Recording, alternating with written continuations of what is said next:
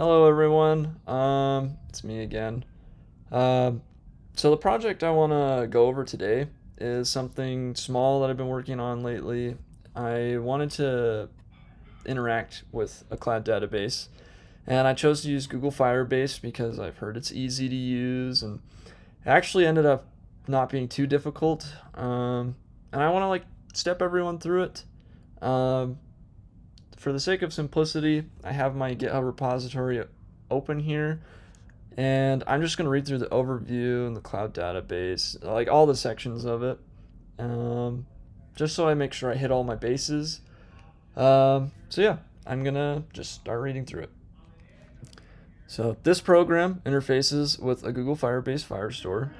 To interact with stored information, the user will be able to add, delete, modify, and query for data. I wanted to practice connecting with the cloud database and practice interacting with it through a program.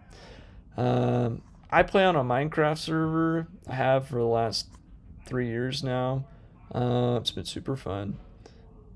I wanted to, for the sake of this demo, just add user information on stuff in the server. Nothing accurate or that's sensitive information, because user privacy.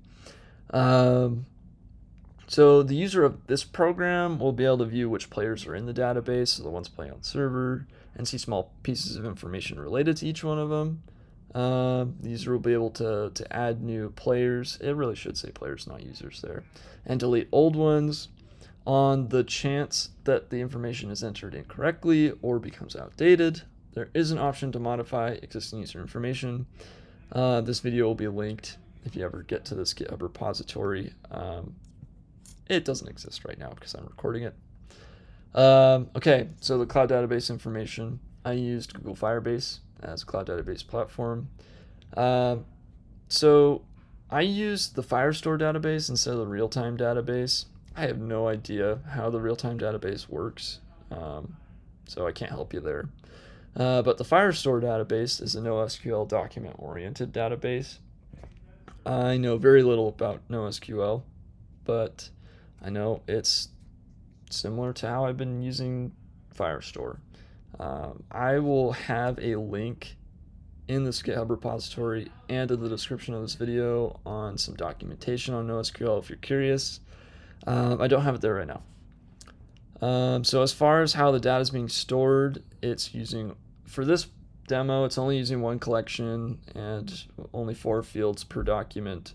That'll make more sense later as I'm stepping through this program. So the collection is the list of users. Think of it like a folder of files, and each document is a user file, and the fields are just like lines of information inside that file. So development environment, I used Python 3.8.12. I know 3.10 is out right now. I tried using it and I was having issues installing the Firebase admin library. I don't know if the library needs to be up to date or if I was just doing something wrong with pip, but 3.8 worked, so I used 3.8. And sometimes you just got to do that. I used the Firebase admin library. I used the Firebase Firestore Database. Used Git and GitHub. And I used VS Code as my editor. I really like VS Code. I had just some useful websites, tutorials, information, documentation, stuff that would be useful to you if you use this as a template for your own project. Future work. Stuff I want to do in the future is just add more collections for more data, make it easier to use, and you'll see why in a second, and modify the outputs from each selection to make it easier to understand. There's a typo right there that I just noticed. I will fix that. But yeah, I think that's good here. I want to go to the Firebase page just to show you. So it's already loaded up here, but I'm just going to go to the home. So when you go to the Firebase website, you're going to have to log into a Google account, and it's going to have a big Get Started button. When you press that, this page is what's going to show up. And Firebase Sandbox won't be there because that was my project, but this big Add Project button will be. I'm not going to press it, but when you do, it's just going to step you through how to set everything up, and then there's going to be a Get Started button once you get past all that stuff. I highly recommend pressing that and following the tutorial there to make sure that you get everything set up in a usable way. That is beyond what I want to do in this video, so I'm just going to click on my database. This is what's going to show up. It's going to give you some like quick analytics. To access the Firestore database, you're just going to open up this menu and click here. It's fun, easy, awesome. And it's going to organize things for you in a really easy way too. So like I said, the collection is users. Think of that as like a folder, and then these are our files inside the folder. Firebase calls them documents. This is me. This is my friend Subsonic. And as you can see, we have 4 fields in authorization level, base coordinates, the join date, the region residence. Nothing private, just random stuff that I guess doesn't really need to be kept track of, but I mean, it's not really being kept track of. This is just a demo. So it's not accurate information. I just threw stuff into here. So this is what it looks like on your console, your Firebase console on the internet. But now we're going to see how I interface with that through my program. So here it is. When you're setting it up, if you follow that guide, you're going to have your Python file with all your imported libraries and stuff, and then you're going to have a JSON file that's like your golden ticket into that database from your program. I'm not going to click on mine because I don't want you to see my tokens, because I have learned better. You don't show your tokens to people or load them onto GitHub. I added this file to my .gitignore file. If you're going to use GitHub, please do that. GitHub will yell at you, and they'll send you an email and tell you to fix it. And sometimes it's harder to do that than not. So please, I said this in my last video, please don't put your tokens on a public spot in the internet. In fact, don't put them on the internet at all. Okay, so the first thing that you're going to need to do when you're doing your program is you're going to need to initialize your database variable. So basically, we're going to take the credentials from that file, and then we're going to contact Firebase and be like, hey, here are the credentials, here's my project ID, I want to be able to access this database. And then you're going to get a client, shove it into a variable so you can use it later, and return that. So now DB database,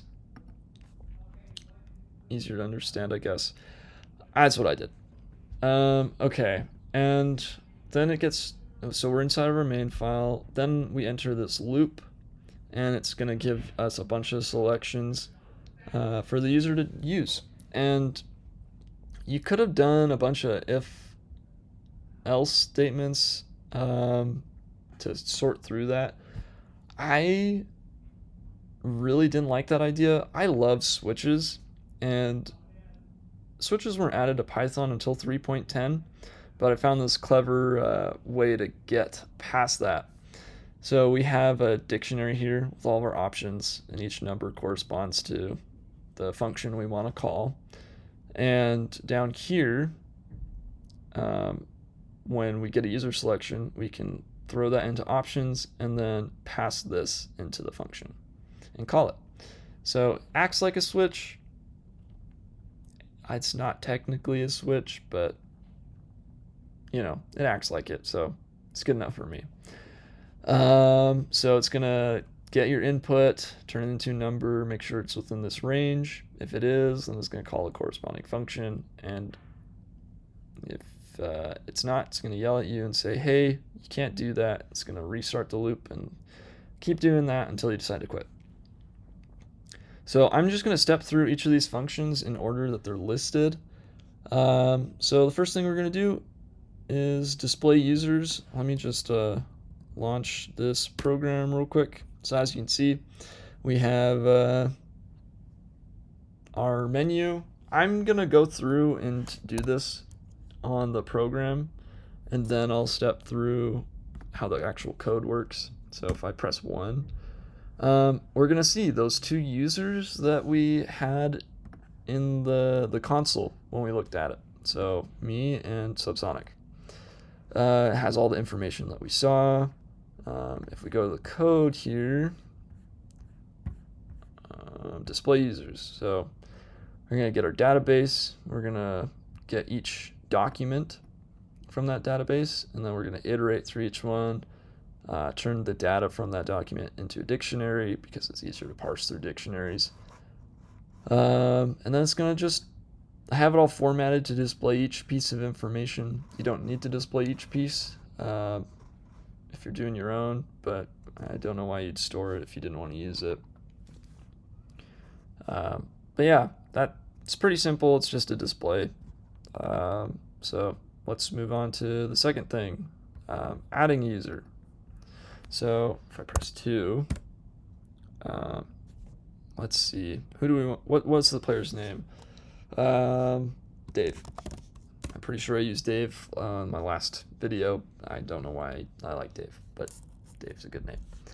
It's not my name. When did you join? February 2022. Authorization level, let's say he's an admin. Base coordinates, 333, 333.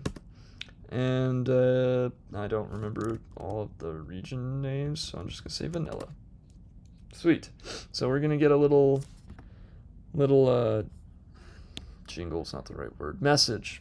We're gonna get a little message that says, hey, Dave was added to the users collection. And now if we display users again, oh, look at that. Dave's right there. He's added. And that means that he's in our cloud database. Amazing. Now I'm going to show you how that works. So if we go to add user, this function right here, so we're going to ask for the user's name, and then it's going to query our database really quick to make sure that Dave doesn't already exist, because we don't want duplicates. It will break stuff if we have duplicates. So it'll yell at you if the user already exists, and it'll spit you out of the function, take you back to the menu.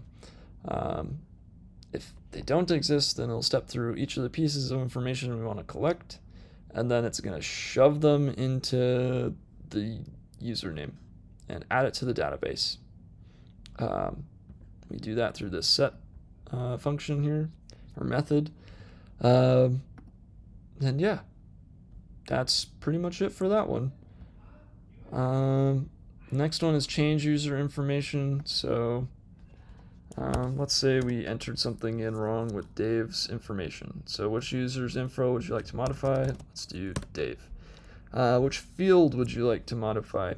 So this is a short sight on my part, but yeah, the displayed fields are not the actual names of the fields. So if I do join date, that's a real field, not joined. So let's say I'm gonna prove a little problem with the program here. So I'm gonna say he joined March 2023, and it's gonna let me do that. Oh yeah, it's gonna spit out this little receipt here, let you know that which user and field you changed to the new value.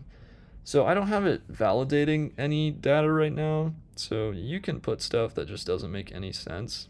Like when you're adding a user, it's all strings, so you can literally put whatever you want and break it. I should fix that, make it more robust, but this is a small project, so I didn't do that. But yeah, the information's changed. If we display it, again, it's going to say March 2023 instead of February 2022 now. So yeah, it works. The next option is deleting a user. So if I press 4, then it'll warn you. This change will be permanent, and you'll not be able to get the data back. I wanted to put that warning in there because for the reason that it's permanent and you won't get this data back. It's a big deal. So let's just get rid of Dave. It's gonna make sure you really want to do that. So are you sure you want to delete this user? And it'll accept a capital Y or a lowercase y. So I'll just do lowercase. And it'll say deleted Dave. Sad. If we display users again, he's not there. Bye Dave. Yeah. And that function is right at the bottom here. So we have our warning message, our user to delete. It is once again going to query the database and make sure that, hey, the person that we're inputting does exist in the database and is somebody that we can delete. If they aren't, it's going to yell at you and spit you out and put you back on the menu. Otherwise, it'll give a little confirmation check and ask you, are you really sure you want to delete this user? And if you press Y, then it'll get rid of it here with the .delete function. Otherwise, it'll do nothing, which is so sad. Why would you make it do nothing? So I guess like one small quirk that I do want to talk about. Sorry. Or it's not quirk, but how I designed it. Whoa. I'm really sorry about that. So you might be wondering what this try and except is if you're not familiar with Python, or you're new to programming. Basically, I'm looking for a number from the user input, and since people are people and you can enter in whatever you want, I can just put all that, and you can't turn that into a number, so it'll yell at you and break the program. So we're just going to try doing that, and it'll break except when it's a value error. So if it's a value error, which this is because you can't turn a string or that kind of string into an integer, normally it would print out value error and just stop the whole program, but in this case I want to catch that error and do something else instead. So I just want it to output invalid input and then continue. Continue is an awesome keyword. It just means don't do anything after this, just finish this iteration of the loop and restart.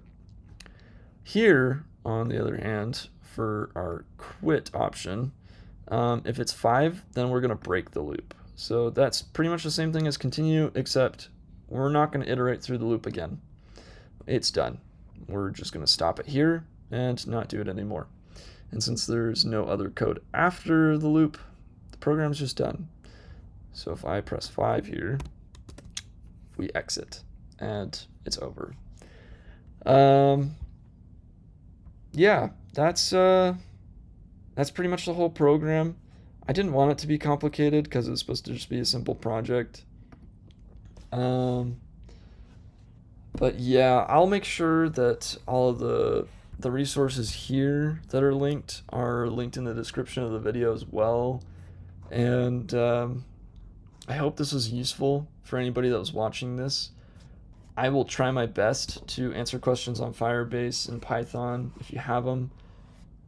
If you feel embarrassed or just don't want to put it out in the public for the world to see, you can go to my GitHub profile and I have a link to my LinkedIn. Feel free to connect with me and message me, and I'll again do my best to help you out. If I can't, then I'll try to link you to resources or other people I know that can help you out as well. So don't be afraid to do that. Yeah, I really hope this was helpful. And if it was, please like and subscribe. I'm going to be doing more projects and making more videos, so If this one wasn't useful particularly, then hope something in the future is, or maybe one of my older videos. But yeah, I wish you luck on your own projects if you're using Firebase or Python. And I hope you have a good rest of your day. See ya.